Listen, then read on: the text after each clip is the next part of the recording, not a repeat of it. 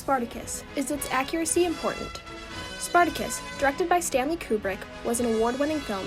Even though it debuted in 1960, the film still remains iconic to this day. While the plot and seemingly non-stop action keeps the audience entertained, viewers wonder about its historical authenticity. While it is known that this film is based on true events, it is a piece of media created for entertainment purposes, not a complete history lesson. However, this does leave viewers wondering if changing of events affects the movie. How accurate is the film Spartacus historically, and does the historical authenticity affect the validity of this film as entertainment? After reviewing interpretations from 10 different authors on the film Spartacus, the difficulty of making a fully historic film and the accuracies and inaccuracies of the film is very evident. Regardless, the film's few historical flaws do not deteriorate the true story the film was trying to portray. At the basic level, it is close to impossible to create a historically accurate film due to the reality of film production, such as actors, costumes, and settings. Historical movies that are exceptionally produced can influence people to find out more about that period in time. When watching a historical film that is not a documentary, one can assume that not everything is true and it is not an educational experience. As stated in The Conversation by Masters, so not even the audience expects filmmakers to educate them, and the numbers show that historical fiction is profitable when the film is an enjoyable experience rather than an accurate retelling. Even if these achieve a consensus of accuracy among historians, these aesthetics only create an illusion of the past. A history movie is not a history lesson, but historical fiction, which provides a level of authenticity that sets a story in commonly perceived historical reality. Masters. Both of these quotes show that historical movies do not necessarily have to be historically accurate. Overall, the movie portrayed Spartacus's early life incorrectly. The movie has viewers believing that Spartacus was born into slavery, even though it is more likely he was born free as a member of the Thracian elite and served as a soldier in the Roman army, where he was likely punished and sold into slavery. An article published by Daily History argues, in general, the movie's account of the early years of Spartacus is inaccurate. This movie gives a very accurate account of Spartacus's time at gladiator training camp. The gladiator camps of the time were extremely brutal, and the men were forced to fight each other constantly. The article released by Daily History even argues that, like in the movie, this is recorded in the surviving Roman sources, even by the standards of the time. The owner of the gladiator school was a vicious master. Although Batiatus was a fictional character, the real owner was the same type of mean, driving owner that only cared about the value of the gladiators. It is also known that Spartacus was the leader of the slave revolt. The revolt took place in the kitchen, where the men had access to knives and utensils, which gave them a more equal chance against the guards. The movie Spartacus was very accurate in showing viewers Spartacus's escape and the battles both he and other runaway slaves took action in. However, the movie does miss some key aspects of Spartacus's revolt. Spartacus and his fellow rebels made their way to the Alps after defeating a large Roman force and could easily have escaped Italy and the Romans. It seems that the army of rebellious slaves turned back and returned to the south of Italy. This article goes on to inform viewers about how Spartacus was not only the leader of this army of runaway slaves. Crixus, the Gaul who was a prominent leader in these battles, the article from Daily History claims, perhaps one of the most glaring inaccuracies in this film is its failure to explain how Crixus formed his army and broke away from the main body of rebels. Much more interesting to watch. An article released by The Forward states, even when they begin with such disclaimers as based on a true story or inspired by a true story, such films are putting the viewer on notice that the truth has been dramatized. In other words, made more exciting, that liberties have been taken, characters combined, and possibly dates conflated. What Mayer means here is that the viewer usually knows that not every piece of the movie will be historically accurate. For example, a large portion of the movie Spartacus was dramatized for views. For instance, Spartacus is portrayed in the movie to be the only leader, making him look like a very brave hero. This gives the audience more of a thrill to believe that one man led this entire operation, when there were other runaway gladiators doing a lot of what the film shows Spartacus to be doing. Meyer says that the fight between Spartacus and Draba in the arena likely did not occur. Such a drama never took place in ancient times, not even under such insane emperors. Meyer argues that Spartacus is a good film since the historical distortions are not ultimately disturbing. The slaves Spartacus and Crixus, the Roman politicians Crassus and Caesar, the Cilician pirates, and the rebellion at the gladiator school in Kappa are depicted with considerable historical accuracy. Meyer 225. Yet, after the premiere, Kubrick expressed dissatisfaction within the film, saying, "I am disappointed in the film. It had everything but a good story."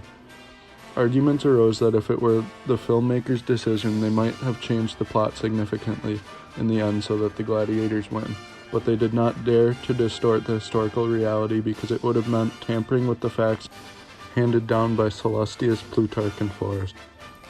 Like most historical epics, accuracy is often sacrificed to enhance the film's appealingness to the audience. Stanley Kubrick's 1960 film Spartacus, despite its historical inaccuracies throughout the film, was still a historical epic and faithful to the story of Spartacus.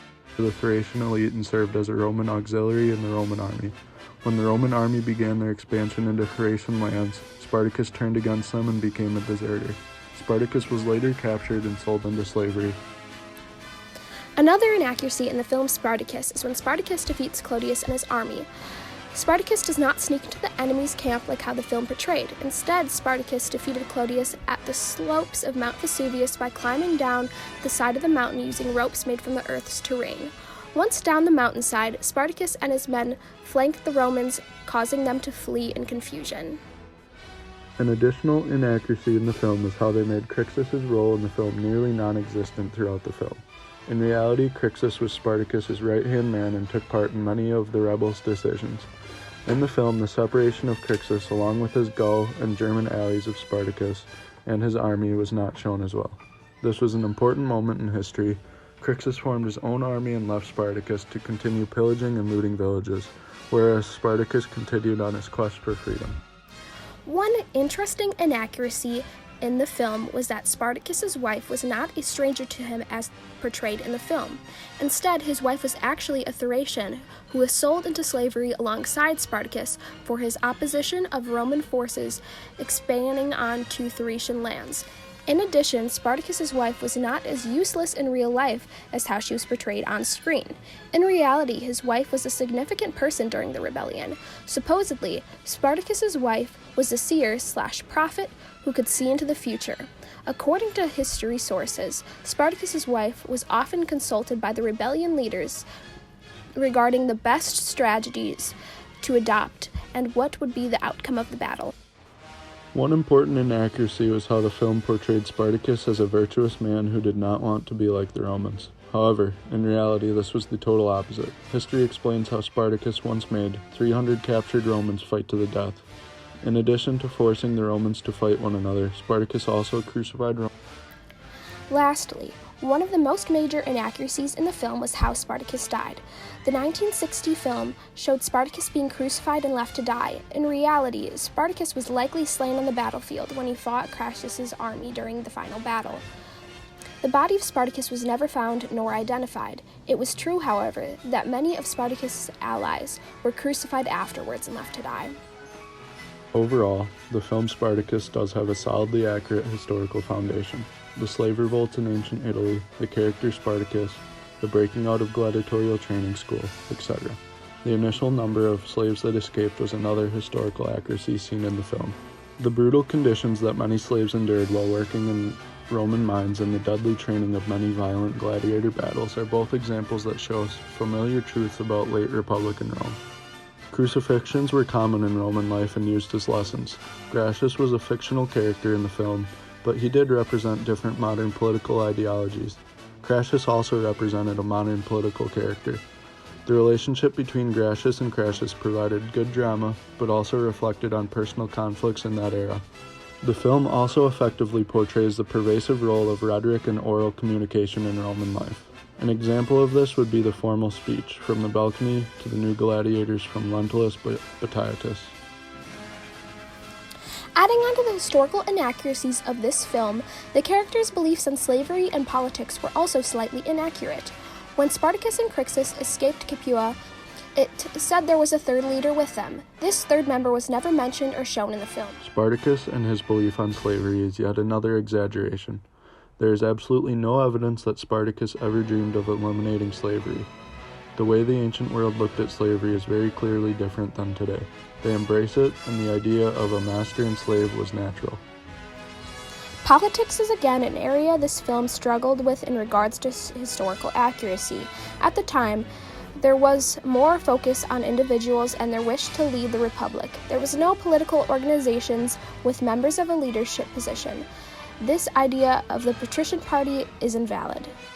Although films such as the 1960s Spartacus may have many historical inaccuracies throughout the film, it is still of great value to the public.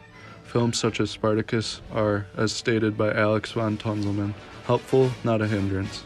Without individuals such as Stanley Kubrick, major historical events in the past may be all but forgotten to the newer generations of people. With the creation of historical films such as Spartacus, the public becomes engaged in the past. These historically inaccurate films are not a threat to history, but a way of stimulating public fascination with the past.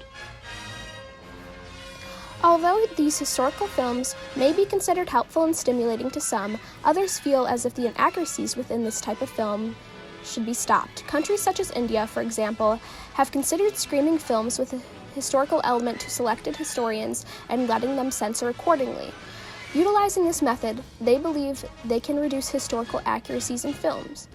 Although film would become more historically accurate, methods like this one are argued to be an imposition of freedom of speech and expression, as well as expensive, time-consuming, and patronizing.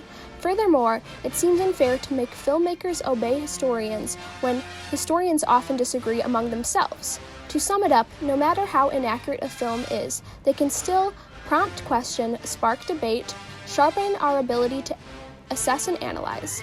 Those skills are essential not only to understand history, but to understand the world we live in today. While Spartacus may not be the most historically accurate piece of media overall, it is based on true events and has a solid foundation of facts that the directors then illustrated on. This was all done to create a film that people would watch and enjoy throughout the entirety of it. Cutting out some of the less important details and adding ones like battles, drama, and more characters with detailed backstories all come from wanting to create a more enjoyable film to watch. In the end, viewers can reach the conclusion that even though Spartacus was not a completely accurate film, it is accurate enough to still serve as a valid piece of entertainment for those who are viewing. The inaccuracies are what makes it such a prominent film for years to come.